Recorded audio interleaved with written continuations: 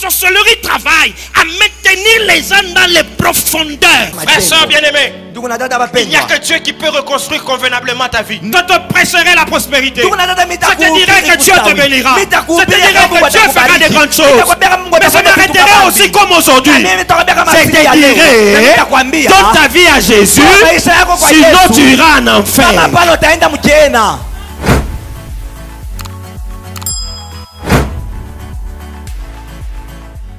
Bien-aimés dans le Seigneur, bonjour et bon dimanche chez vous. Et si tu me suis le soir, bonsoir. Et ça dépend de quel côté du globe terrestre tu me suis. Chez nous, c'est le matin. Chez vous, c'est peut-être la nuit. Mais dans tous les cas, que la paix du Seigneur soit avec vous. Ce matin, nous voulons finalement terminer notre message sur trône de grâce, source de montée. Trône de grâce, source de montée. Et nous avions dimanche passé parlé des qualités du trône de grâce. J'ai promis d'en donner 4 pour que nous puissions complètement terminer. 4, mais dimanche nous en avons vu 2. La première qualité du trône de grâce, c'est l'omniprésence. La deuxième qualité du trône de grâce, c'est l'omniscience. Pour tous ces enchaînements, vous pouvez aller sur notre chaîne YouTube, vous allez les retrouver et vous allez devoir être à la page ensemble avec nous. Mais avant d'aller en profondeur, pour finir, je voudrais annoncer 3 jours de prière que nous aurons en début de ce mois de juillet. Vendredi 3, samedi 4, dimanche 5, nous serons en prière. Nous voulons consacrer au Seigneur la deuxième moitié de l'année 2020. Peut-être que la première moitié a été trop chamboulée, trop compliquée, trop difficile pour toi. Nous voulons consacrer la deuxième moitié au Seigneur en prière. Et vendredi, nous allons jeûner, nous allons ouvrir notre jeûne à 19 h. Samedi, la même chose, nous allons ouvrir notre jeûne à 19 h. Et dimanche, nous allons prier et faire la Sainte Seine. Pour ceux qui sont sur place ici à Lubumbashi, ils savent comment nous faisons. Nous allons dresser la table et chacun passera à son temps, à son moment, selon sa disponibilité pour venir communier avec le Seigneur. Et si possible, prier 1 heure dans le temple. Mais nous allons veiller aux gestes barrières. Nous allons veiller à ce qu'il n'y ait pas 20 personnes dans le temple. Ce n'est pas un culte. C'est juste que quelqu'un peut se recueillir et prier après sa Sainte Seine ou avant sa Sainte Seine. Ensuite, nous ferons nos offrandes spéciales. Celui qui a sa dîme la donnera et nous allons repartir dans nos maisons. Avec comme objectif que la deuxième moitié de l'année 2020 soit différente de la première. Et notre sujet autour duquel nous allons prier, nous allons nous exhorter, c'est déchire les cieux. Ésaïe 64, verset 1. Oh, si tu déchirais les cieux. Je vais exhorter et un bien-aimé va nous conduire dans la prière et nous aurons 30 minutes ou 35 si possible de paroles et de prières en donnant de sujets, en conduisant la prière. Je t'encourage à suivre ce programme, à prier avec nous, déchirer insinue l'absence du protocole. Il n'y a pas de protocole. À un moment donné, Dieu descend et agit sans protocole, brutalement. Et c'est ça que nous voulons lui demander au courant de cette deuxième moitié de l'année, que Dieu se manifeste brutalement dans la vie de chacun de nous et pourquoi pas dans la vie de notre pays. Je t'appelle à la prière. S'il te plaît, n'oublie pas ce programme magnifique. Prépare-toi. Et dimanche, nous allons bâtir nos hôtels pour l'année, la deuxième moitié de l'année. Et n'oubliez pas que le mois de juillet, c'est le chiffre 7. Et nous voulons demander au Seigneur de se glorifier puissamment. Voilà notre programme de la semaine. S'il te plaît, je te supplie, prie avec nous. Invite un frère, invite une sœur sur notre chaîne YouTube. Invite un ami, partage les vidéos et quelqu'un peut se lever et être attaché à ce programme et priez avec nous. S'il te plaît, j'insiste. S'il te plaît, j'insiste. Prie avec nous pour cette deuxième moitié de l'année. Nous sommes tous conscients de ce qui se passe. Nous sommes tous conscients que quand nous regardons la télévision aujourd'hui, la nécrologie dépasse toute autre chose. Les gens meurent, les morgues sont remplies. Mais nous voulons demander au Seigneur d'intervenir sans protocole, brutalement, pour que la vie de chacun de nous soit non seulement protégée, mais bénie. Non seulement bénie, mais qu'elle brille pendant ce temps difficile. Mais pas seulement que nous soyons mieux, mais nous voulons aussi dire au Seigneur de se souvenir de notre ville, de se souvenir de notre province, de se souvenir aussi de notre pays, de se souvenir de notre monde. Il tient le monde entre ses mains et il est la dernière instance qui peut changer les choses. Alléluia. Nous allons revenir avec une affiche, nous allons revenir avec des invitations, mais de manière électronique. Invite quelqu'un, partage, appelle quelqu'un à la prière et le Seigneur te bénira. Alléluia. Déchire les cieux.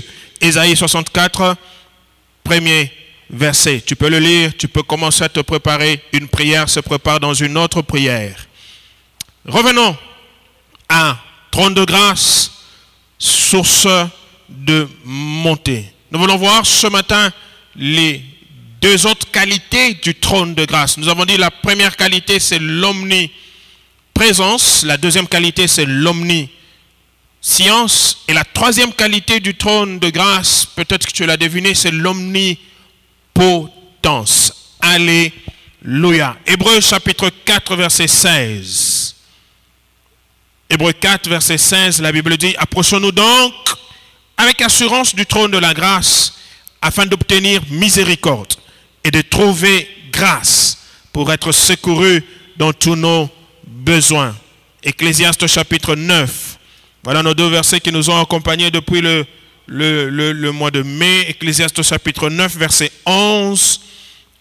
Or, j'ai vu sous le soleil que la course n'est point aux agiles, ni la guerre aux vaillants, ni le pain aux sages, ni la richesse aux intelligents, ni la faveur aux savants. Car tout dépend pour eux du temps et des circonstances. Alléluia. Troisième qualité du trône de grâce, c'est l'omnipotence. Ou encore la toute-puissance de Dieu. Je disais, le dimanche passé, il y a plusieurs trônes. Il y a plusieurs règnes. Et ce qui fait la différence des trônes, c'est leur qualité. Et par rapport au trône de Dieu, l'une des qualités magnifiques que le trône a, c'est la toute puissance. Je te mets à défi, frère, soeur. Il n'y a aucun autre trône sur la terre qui peut prétendre détenir la toute puissance. Il y a des trônes puissants, oui. Il y a des trônes glorieux, oui. Il y a des trônes qui exercent un pouvoir plus que les autres trônes, oui. Mais aucun trône dans ce monde détient la toute puissance. Alléluia. Et le trône de grâce, sa particularité, sa qualité qui fait que le trône soit au-dessus des autres trônes, c'est que le trône détient la toute-puissance. Et la toute-puissance de Dieu est un pouvoir sans limite et sans fin. J'insiste, un pouvoir sans limite et sans fin. Le trône de ce monde ont de pouvoir, mais leur pouvoir est limité à leur juridiction.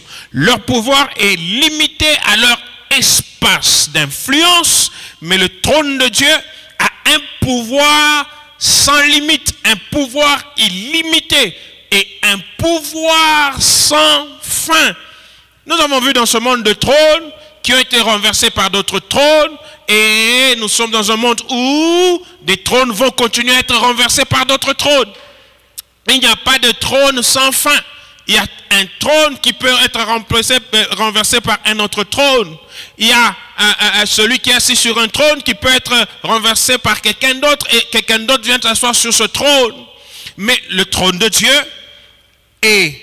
détient la toute-puissance, a un pouvoir sans limite ou illimité et un pouvoir sans fin. Alléluia. Comment ne pas faire confiance à un trône qui a un pouvoir sans limite? Ça veut dire, quel que soit le lieu où je peux me trouver, quelle que soit la contrée où je peux me retrouver, le trône de grâce exerce sa toute puissance. Alléluia. Que ce soit dans les ténèbres, que ce soit dans la lumière, que ce soit sur une terre ferme, que ce soit sur les eaux, le trône, que ce soit dans l'espace, le trône de Dieu a un pouvoir sans limite et sans fin. Alléluia. Quand on parle de l'omnipotence de Dieu, on veut dire que ce pouvoir, c'est le pouvoir qu'a Dieu d'effectuer tout ce qui n'est pas intrinsèquement impossible. L'omnipotence, ça veut dire toute puissance. La puissance de Dieu est infinie et illimitée. Quand on parle de la toute-puissance de Dieu, quand on parle de l'omnipotence de Dieu, on veut dire qu'il est capable de faire tout ce qui est impossible. Frères et sœurs, vous serez d'accord avec moi ce matin qu'il y a des trônes dans ce monde qui sont incapables de faire certaines choses. Il y a des trônes dans ce monde dont certaines choses sont quasiment impossibles. Par rapport au temps, par rapport à l'espace, c'est quasiment impossible. Mais le trône de la grâce ne rencontre aucune impossibilité. Je suis venu te dire ce matin, si tu croises des impossibilités dans ta vie, si ce matin quand tu regardes ta vie, tu comptes beaucoup d'impossibilités, je te donne une seule adresse, le trône de grâce. Alléluia. Possibilité. Ne te laisse pas tromper, ne te laisse pas ne te laisse pas tomber dans la ruse de l'ennemi, dans la ruse du diable. Le fétichisme, l'occultisme, toutes ces choses ténébreuses ont des limites. Mais seul Dieu, seule sa puissance n'a pas de limites. Le diable peut te donner une puissance, le diable peut te donner un pouvoir, le diable peut te dire que tu exerceras ce pouvoir toute ta vie, partout où tu te retrouveras. Mes frères et mes sœurs, le pouvoir du diable connaîtra une limite. Et un jour, tu tomberas dans la limite et tu seras déçu. Le trône de Dieu ne connaît pas de limites et le trône de Dieu ne déçoit jamais quelqu'un. Au nom de Jésus, quelqu'un dit Amen. Je dis, le trône de Dieu ne te décevra jamais. La toute puissance. Genèse chapitre 17, verset 1er. La Bible dit ceci. Lorsqu'Abraham fut âgé de 80 ans, l'Éternel apparut à Abraham et lui dit, je suis le Dieu tout-puissant. Marche devant ma face et sois intègre. Lui-même se pointe, lui-même se présente. Je suis le Dieu tout-puissant. Oh, j'aime la Bible. Il se pointe, il se présente. Donnez-moi un homme, une femme qui s'est présenté comme ça dans le monde. Même s'il est assis sur le trône, qui s'est présenté tout-puissant. Et s'il s'est présenté tout-puissant, où est-ce que sa puissance nous a amenés? Il y en a qui se sont donné de noms du genre, il vivra éternellement, ou il est éternel. Mais un jour il est mort, on l'a enterré. Il n'est même pas ressuscité. Bien-aimés frères et sœurs, il y a dans ce monde de puissances qui ont été déclarées grandes puissances, mais sur lesquelles on a frappé, sur lesquelles les bombes sont tombées, sur lesquelles les calamités sont tombées. Il se présente devant Abraham en disant, je suis Dieu tout-puissant, je suis le Dieu tout-puissant. Je suis venu te dire, frères et sœurs, élevons nos yeux vers le trône de grâce. Allons vers le trône de grâce. Parce que ce trône de grâce détient la toute-puissance. Ce trône de grâce a une qualité, c'est la toute-puissance. Rien n'est impossible à ce trône de grâce. Si on t'a dit que c'est impossible, si ce matin on t'a dit que tu vas mourir, si tu vas vers le trône de grâce, je te rassure frère, que cette impossibilité va se transformer en possibilité. Je te rassure que tu ne mourras pas au nom de Jésus de Nazareth. Matthieu chapitre 19, verset 26. Jésus les regarda et leur dit, aux hommes, cela est impossible, mais à Dieu, tout est possible. Luc chapitre 1er, verset 37. Car rien n'est impossible à Dieu. Vous savez, mes bien-aimés, quand il dit rien n'est impossible à Dieu, c'est parce qu'il sait que Dieu détient la toute-puissance. Quand il dit aux hommes cela est impossible, il sait que les hommes ne détiennent pas la toute-puissance. Il sait que la toute-puissance est entre les mains d'une seule personne, Dieu, entre les mains d'un seul trône, le trône de grâce. La toute-puissance est entre les mains d'un seul trône, le trône de grâce. Je te rassure que partout où tu iras, tous les trônes que tu chercheras, des trônes visibles, des trônes invisibles, partout où tu iras, sans aller au trône de grâce, tu rencontreras des impossibilités. Oh, je t'exhorte, frères, sœurs, allons ensemble au trône de grâce. Là, il y a la toute-puissance qui réside. Et là, il n'y a pas d'impossibilité. Parfois, nous nous battons nous-mêmes. Parfois, nous courons dans tous les sens. Parfois, nous gémissons même. Mais nous avons oublié qu'il y a un trône qui détient la toute-puissance. Qu'est-ce que le médecin t'a dit? Qu'est-ce que cet expert t'a dit? Qu'est-ce que ce membre de ta famille t'a dit? Qu'est-ce que ton père t'a dit? Qu'est-ce que tes amis t'ont dit? Qu'est-ce que ton conseiller en matière de ceci ou de cela t'a dit? Écoute-moi, allons au trône de grâce. Rien n'est impossible à Dieu. C'est impossible aux hommes que tu es, que je suis, mais ce n'est pas impossible à Dieu. Je te prêche un Dieu, je te parle d'un Dieu qui détient la toute-puissance et qui n'a pas peur de se présenter comme étant le Dieu tout-puissant. Lorsqu'il va voir Abraham, Abraham est vieux, il n'a pas d'enfant.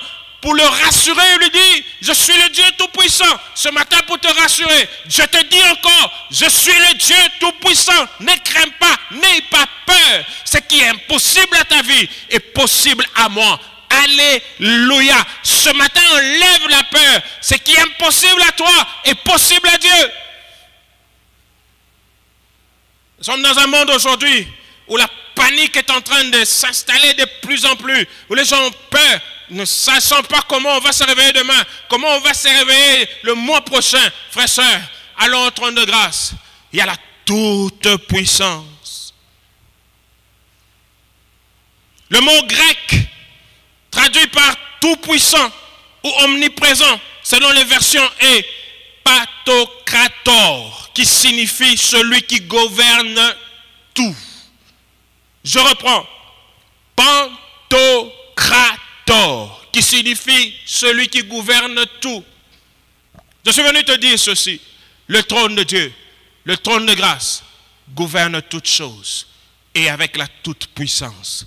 Faisons-lui confiance. Quatrième qualité, nous allons finir et nous allons prier.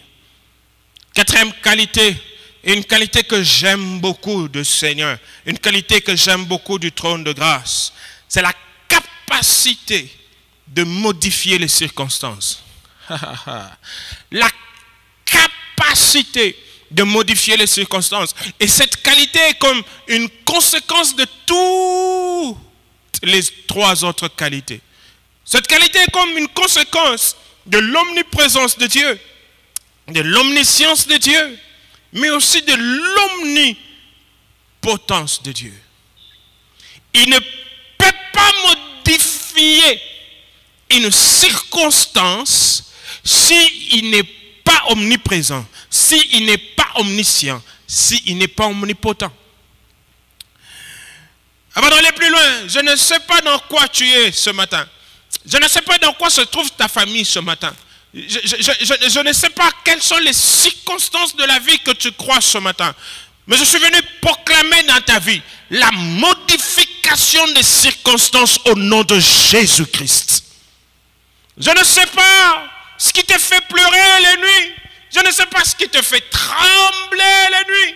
Mais cela n'est pas mon problème. Mon problème ce matin, c'est que nous avons un Dieu capable de toucher, capable de tripoter, capable d'aller mettre les mains là où aucun humain ne peut mettre les mains. Il est capable de modifier les circonstances.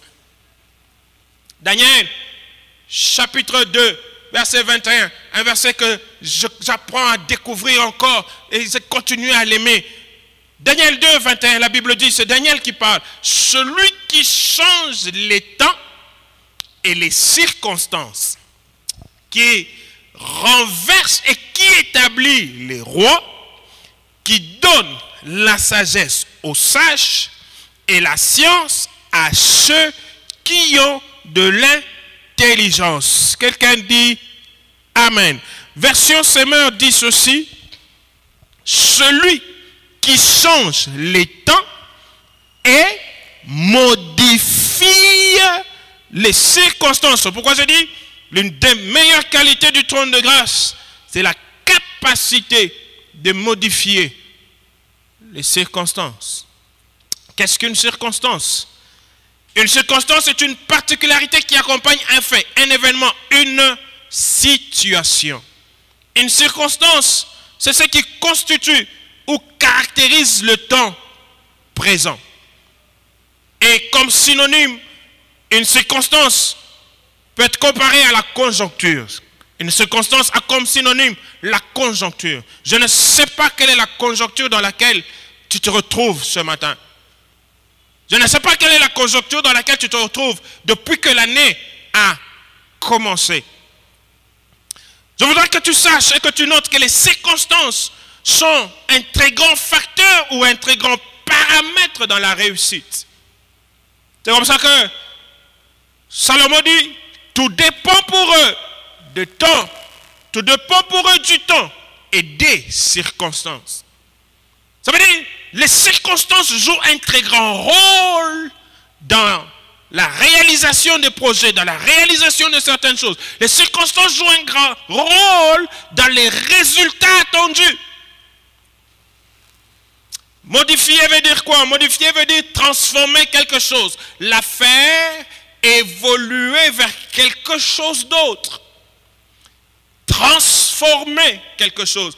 Bien-aimés frères et sœurs, il n'y a que Dieu qui est capable de transformer la conjoncture dans laquelle tu es. Alléluia.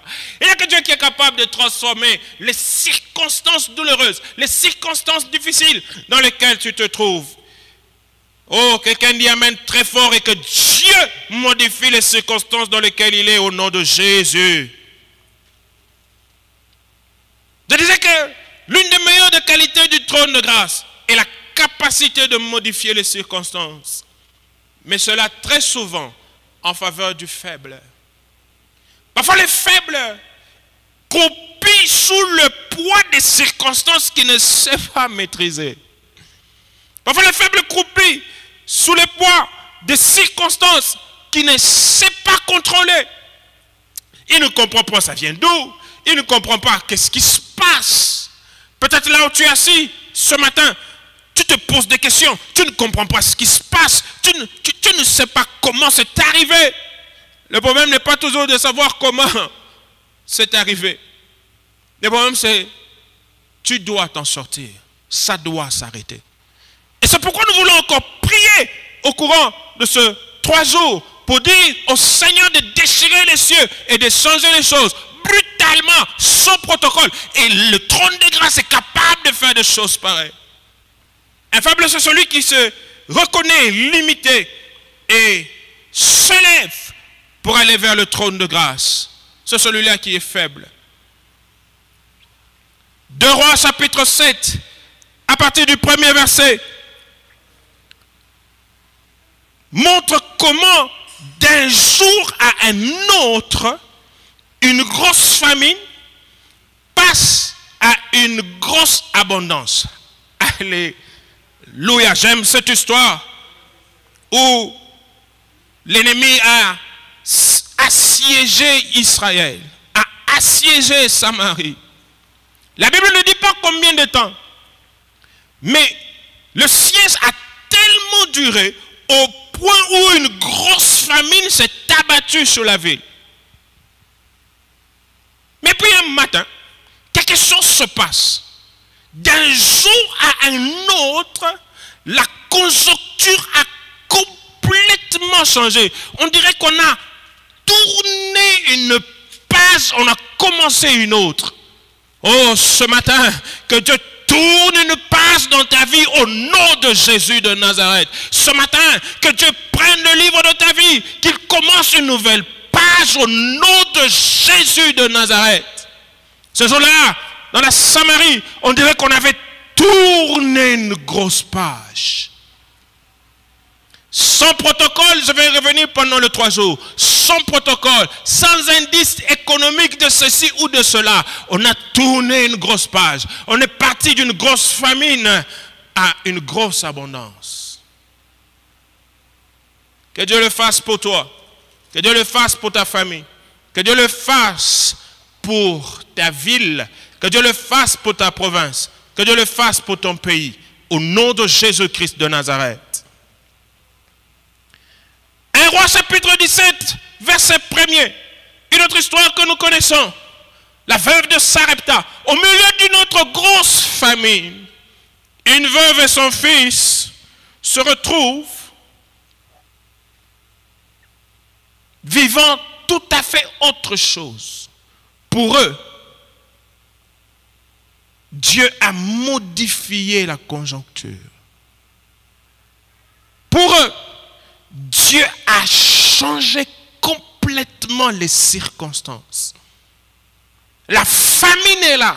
Elle bat son plein dans le pays. Mais particulièrement pour cette famille, particulièrement pour ses enfants, quelque chose se passe. Particulièrement pour eux, quelque chose arrive de différent. Particulièrement pour eux. Ils se retrouvent en train de vivre l'abondance au milieu de la famille. Gloire au Seigneur. Cette femme et son fils vivent quelque chose de particulier. Au milieu de la famine, Dieu modifie pour eux les circonstances. Il envoie Élie et ils se retrouvent dans l'abondance. Frères et sœurs dans le Seigneur, quel que soit ce dans quoi ta ville vit, quel que soit ce dans quoi ta famille est en train de passer. Je suis venu proclamer dans ta vie la modification de la conjoncture au nom de Jésus. Que tu vives la différence. Exode chapitre 17, 8, je vais finir par là, il me reste que quelques minutes. Mais je reviendrai sur cette histoire pendant nos 3 jours de prière. Exode chapitre 17, verset 8. Amalek sort pour combattre Israël. J'attire ton attention sur une chose. L'armée d'Israël voit le jour. L'armée d'Israël naît lorsqu'Amalek décide de combattre Israël. Tout ça depuis l'Égypte, depuis qu'ils sont sortis, qu'ils ont traversé la mer Rouge, ils n'ont pas d'armée. Et c'est ce jour-là que Moïse dit à Josué, sors et choisis-nous des hommes. Ils ne se sont jamais battus. Une armée qui n'a jamais été organisée. Elle vient de naître et elle doit aller se battre contre une armée organisée. Une armée qui avait fait déjà des années. Amalek est un peuple qui était organisé. Quand ils arrivent dans cette guerre, Moïse comprend que dans cette guerre, nous sommes les premiers perdants. Il monte à la montagne. Et sur cette montagne, il va invoquer le trône de grâce. Parce que là, il n'y avait ni compétence, ni organisation, ni expérience, ni repère, ni référence. Il n'y avait rien. Tout ce qui pouvait les aider à gagner cette guerre-là, c'était la grâce. C'était le trône de grâce. Il a élevé les mains. Et la Bible dit, chaque fois qu'il élevait les mains, Israël avait les dessus. Quand les mains descendaient, Israël perdait. Je t'exhorte, mon frère et ma soeur. Je vais arrêter là. Le temps est passé. On va revenir sur certaines choses pendant la prière. Je t'exhorte ce matin, frère, sœur, à aller au trône de grâce. Tout ce qui te dépasse là, les guerres, les combats, les difficultés, les besoins, la conjoncture, tout ce qui te dépasse là, trouve solution au trône de grâce. Pourquoi au trône de grâce? Parce que le trône de grâce a la capacité de modifier les circonstances. A la capacité de changer les circonstances. a la capacité de transformer les circonstances. Ne va pas vers un féticheur. Ne va pas consulter un marabout. Aucun féticheur, aucun marabout n'a la capacité de transformer les circonstances. N'a la capacité de changer les circonstances. Je ne sais pas pourquoi tu pleures, mais ce pourquoi tu pleures là peut être transformé, changé, modifié par le trône de grâce. Alléluia. Nous allons prier. Père, dans le nom de Jésus, merci pour ce moment et merci pour ta parole. Quel que soit par quoi nous passons, quel que soit ce qui se passe dans nos vies, nous venons au trône de grâce, le trône de l'omniprésence, le trône de l'omniscience, le trône de l'omnipotence, le trône qui a la capacité de modifier les choses. Nous venons à ce trône. Lève-toi et glorifie ton nom. Lève-toi et manifeste-toi puissamment. Lève-toi et démontre suffisamment au monde au travers de nos vies que ton trône restera toujours au-dessus de tous les autres trônes. Alléluia. Bénis cette semaine. Bénis les 3 jours de prière. Bénis la deuxième moitié de l'année 2020. Au nom de Jésus-Christ. Amen. Que Dieu te bénisse. Que Dieu te fasse du bien. Rendez-vous dans les 3 jours de prière. Shalom.